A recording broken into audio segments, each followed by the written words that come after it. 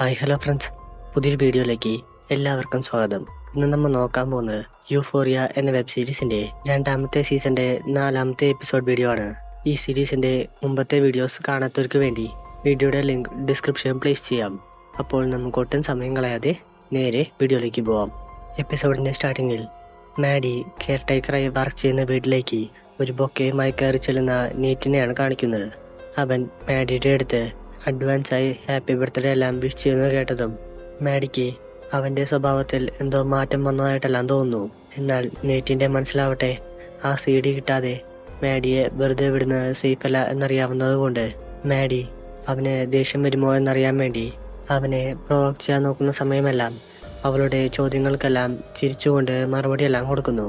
അവിടെ കട്ട് ചെയ്ത് നെയ്റ്റ് കാസിയെ തന്റെ വീട്ടിലേക്ക് കൂട്ടിക്കൊണ്ടുവരുന്നതാണ് കാണിക്കുന്നത്. കാസി കിട്ടിയ അവസരം മുതലെടുത്തുകൊണ്ട് നെയ്റ്റിന്റെ അടുത്ത് എന്തിനാണ് സ്കൂളിൽ വെച്ച് തന്നെ അവോയ്ഡ് ചെയ്യുന്നതെന്ന് ചോദിക്കുന്നു. നെയ്റ്റിന്റെ കയ്യിലാണെങ്കിൽ പറയാൻ വേണ്ടി പ്രത്യേകിച്ച് മറുപടി ഒന്നുമില്ലാത്തത് കൊണ്ട് അവൻ കാസിയുടെ അടുത്ത് മാഡിക്ക് ഒരു പ്രത്യേക സ്വഭാവമാണെന്നും അതുകൊണ്ട് അവളെങ്ങാനും നമുക്കിടയിലുള്ള റിലേഷനെ പറ്റി അറിഞ്ഞാൽ അത് നിങ്ങളുടെ ഫ്രണ്ട്ഷിപ്പിനെ ബാധിക്കും എന്നെല്ലാം പറഞ്ഞുകൊണ്ട് അവളുടെ ചോദ്യങ്ങളെല്ലാം ഒഴിവാക്കി വിടാൻ വേണ്ടി നോക്കുന്നു.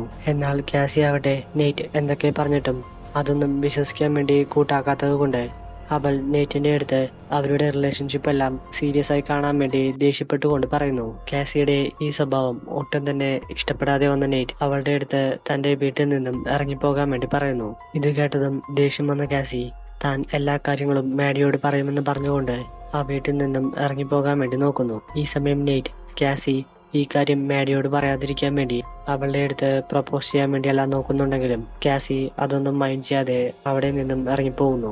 അവിടെ കച്ചിത് തന്റെ ഡ്രാമയ്ക്ക് വേണ്ടി ഓഡിഷൻ നടത്തിക്കൊണ്ടിരിക്കുന്ന ലെക്സിനെയാണ് കാണിക്കുന്നത്. ലെക്സി തന്റെ സുഹൃത്തുക്കളായിട്ടുള്ള റൂബിന്റെയും ജൂൾസിന്റെയും എല്ലാം ക്യാരക്ടേഴ്സിൽ നിന്നും ഇൻസ്പയർ ആയിക്കൊണ്ട് ഒരു സ്റ്റോറി എഴുതിയത് കൊണ്ട് തന്റെ ഡ്രാമ വളരെയധികം റിയലിസ്റ്റിക് ആവാൻ വേണ്ടി അവൾ ഒരുപാട് പേരെ മാറി മാറി ഓഡിഷൻ ചെയ്ത് നോക്കുന്നു. അവിടെ കച്ചിത് തലയിൽ ബാൻഡേഡ് എല്ലാം കെട്ടിക്കൊണ്ട് വീട്ടിലേക്ക് വന്നിരിക്കുന്ന നെയ്റ്റിന്റെ അച്ഛനെയാണ് കാണിക്കുന്നത്. ഈ സമയം നെയ്റ്റ് തന്റെ അച്ഛന്റെ തലയിലെ ബാൻഡേഡ് എല്ലാം കാണുന്നുണ്ടെങ്കിലും അവൻ അതൊന്നും മൈൻഡ് ആക്കാതെ താൻ ചെയ്യുന്ന കാര്യത്തിൽ തന്നെ ഫോക്കസ് ചെയ്തിരിക്കുന്നു. ഈ സമയം നെയ്റ്റിന്റെ അച്ഛൻ അവന്റെ അടുത്ത് സംസാരിക്കാൻ വേണ്ടി വരുന്നുണ്ടെങ്കിലും അവൻ അതൊന്നും മൈൻഡ് ചെയ്യാതെ ഇരിക്കുന്നത് കണ്ടതും അതിൽ വിഷമം വന്ന കോൾ നേരെ തന്റെ വീടിന്റെ ബാക്ക് യാർഡിൽ ചെന്ന ശേഷം താൻ പണ്ട് തന്റെ സുഹൃത്തിനെയും കൂട്ടി കറങ്ങാൻ പോയിരുന്ന ജീപ്പ് എടുത്തുകൊണ്ട് അതുമായി ആ രാത്രി ഒരു ലോങ് ഡ്രൈവിനായി പോകുന്നു. കോളിന് താനും തന്റെ സുഹൃത്തും കൂടി ആ ജീപ്പിൽ ഒരുപാടധികം യാത്രയെല്ലാം നടത്തിയത് കൊണ്ട് അതിന്റെ മെമ്മറീസ് എല്ലാം വന്നതും അവൻ നേരെ പണ്ട് അവർ പോയിട്ടുള്ള ആ ബാറിലേക്ക് ചെല്ലുന്നു. ബാറിൽ കയറിയതും കോൾ തന്റെ വിഷമം കാരണം ഓവറായി മദ്യപിച്ച ശേഷം അവിടെ കിടന്ന് അവിടെ വന്ന ആൾക്കാരുടെ കൂടെ അലമ്പുണ്ടാക്കാനായി നോക്കുന്നു.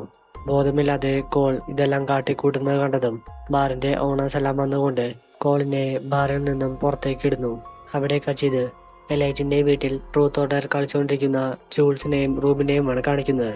അവർ കളിയുടെ ഭാഗമായി ജൂൾസിന്റെ അടുത്ത് അവരുടെ ടൗണിലുള്ള സൂപ്പർ മാർക്കറ്റിൽ നിന്നും ബിയർ മോഷ്ടിച്ചുകൊണ്ട് വരാൻ വേണ്ടി പറയുന്നു.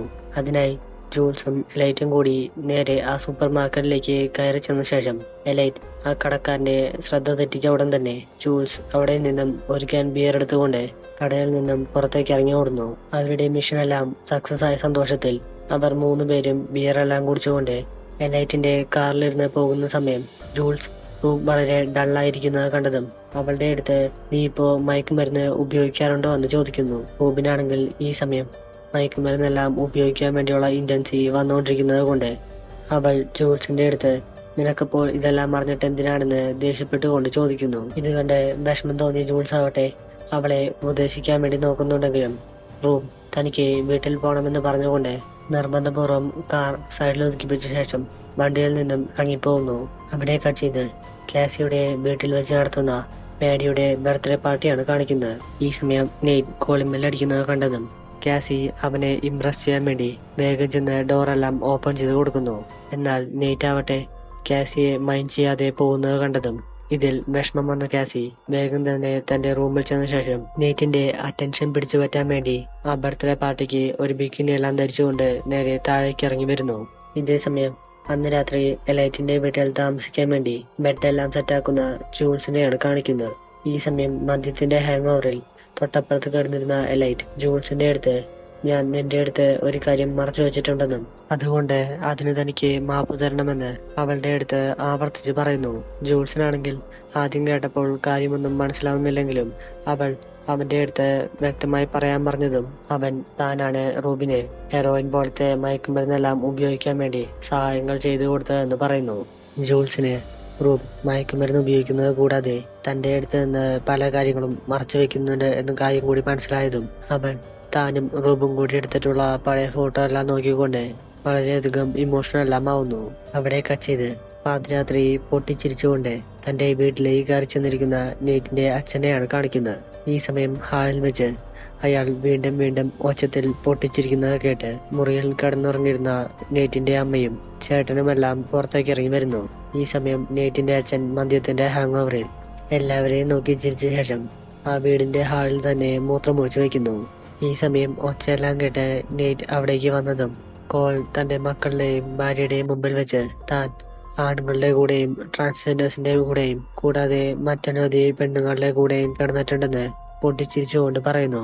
ഇത് കേട്ടതും അയാളുടെ മൂത്ത മകനായിട്ടുള്ള ആരോൺ കോളിന്റെ അടുത്ത് വന്ന് കിടന്നുറങ്ങാൻ വേണ്ടി പറയുന്നുണ്ടെങ്കിലും അതൊന്നും കേൾക്കാതെ ചുമരിലുണ്ടായിരുന്ന അവരുടെ ഫാമിലി ഫോട്ടോ എല്ലാം എടുത്തുകൊണ്ട് നെയ്റ്റിന്റെ അടുത്ത് താൻ ജീവിതത്തിൽ ചെയ്തിട്ടുള്ള ഏറ്റവും വലിയ തെറ്റ് നിന്നെ ജനിപ്പിച്ചതാണ് എന്ന് പറഞ്ഞുകൊണ്ട് ആ രാത്രി വീട്ടിൽ നിന്നും ഇറങ്ങിപ്പോകുന്നതും കാണിച്ച് ഈ എപ്പിസോഡ് ഇവിടെ വെച്ച് അവസാനിക്കുന്നു. സീരീസിന്റെ ബാക്കി വീഡിയോസിനായി ചാനൽ മറക്കാതെ സബ്സ്ക്രൈബ് ചെയ്യുക.